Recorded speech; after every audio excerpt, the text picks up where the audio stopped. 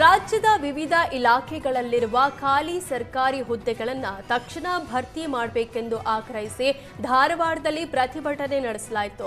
ರಾಜ್ಯದಲ್ಲಿ ಖಾಲಿ ಇರುವ 2.84 ಲಕ್ಷ ಸರ್ಕಾರಿ ಹುದ್ದೆಗಳನ್ನು ತಕ್ಷಣ ಭರ್ತಿ ಮಾಡಬೇಕು ಮತ್ತು ಕೇಂದ್ರ ಸರ್ಕಾರವೂ ಸಹ ಖಾಲಿ ಹುದ್ದೆಗಳನ್ನು ಭರಿಸಬೇಕು ಅಂತ ಆಗ್ರಹಿಸಿ ವಿದ್ಯಾರ್ಥಿಗಳು ಪ್ರತಿಭಟಿಸಿದ್ರು. ಧಾರವಾಡದ ಶ್ರೀನಗರ ಬಳಿ ವಿದ್ಯಾರ್ಥಿಗಳು ಪ್ರತಿಭಟನೆ ನಡೆಸಿದ್ರು.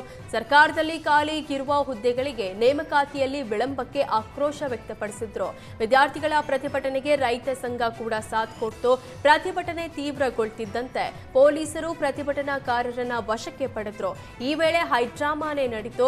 ಪ್ರತಿಭಟನೆಗೆ ಅವಕಾಶ ನೀಡದ ಪೊಲೀಸರ ವಿರುದ್ಧ ಪ್ರತಿಭಟನಾಕಾರರು ಆಕ್ರೋಶ ಹೊರಹಾಕಿದ್ರು. ಇಲ್ಲಿನ ಸ್ಥಳೀಯ ಸಾರ್ವಜನಿಕರು ಏನಿದ್ದಾರೆ ಅವರು ಕೂಡ ಬಹಳ ದೊಡ್ಡ ಸಂಖ್ಯೆಯಲ್ಲಿದ್ದಾರೆ. ಹಿರಿಯ ನಾಗರಿಕರಿದ್ದಾರೆ.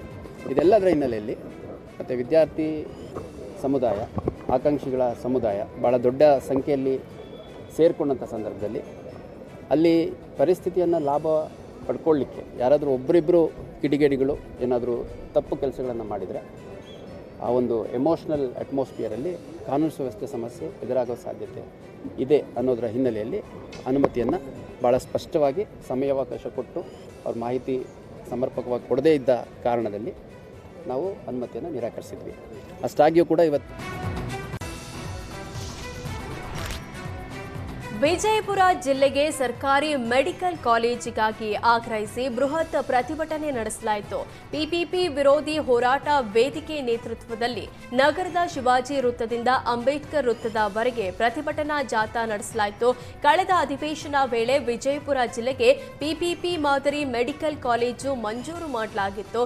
ಇದಕ್ಕೆ ಭಾರೀ ವಿರೋಧ ವ್ಯಕ್ತವಾಗಿತ್ತು. ಅಲ್ಲದೆ ಸರ್ಕಾರಿ ಮೆಡಿಕಲ್ ಕಾಲೇಜು ಮಂಜೂರು ಮಾಡುವಂತೆ 75 ದಿನಗಳಿಂದ ಧರಣಿ ಮಾಡಲಾಗ್ತಿತ್ತು. ಈಗ ಧರಣಿಗೆ ಸರ್ಕಾರ ಮಣಿಯದೇ ಇದ್ದಾಗ ಬೃಹತ್ ಪ್ರತಿಭಟನೆ ಮೂಲಕ ಸರ್ಕಾರಕ್ಕೆ ಎಚ್ಚರಿಕೆ ಕೊಡುವ ಕೆಲಸವನ್ನ ಹೋರಾಟಗಾರರು ಮಾಡಿದ್ದಾರೆ. ವಿವಿಧ ಸಂಘಟನೆಗಳು, ವಿದ್ಯಾರ್ಥಿಗಳು, ಸ್ವಾಮೀಜಿಗಳು ಪ್ರತಿಭಟನೆಯಲ್ಲಿ ಭಾಗಿಯಾಗಿದ್ರು.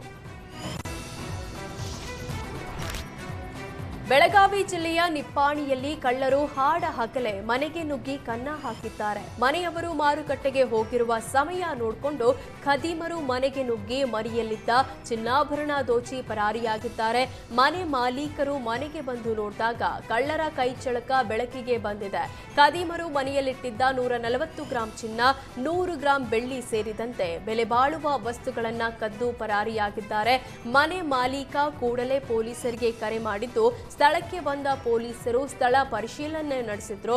ಘಟನೆ ಸಂಬಂಧ ಸದ್ಯ ಶಹರ ಪೊಲೀಸ್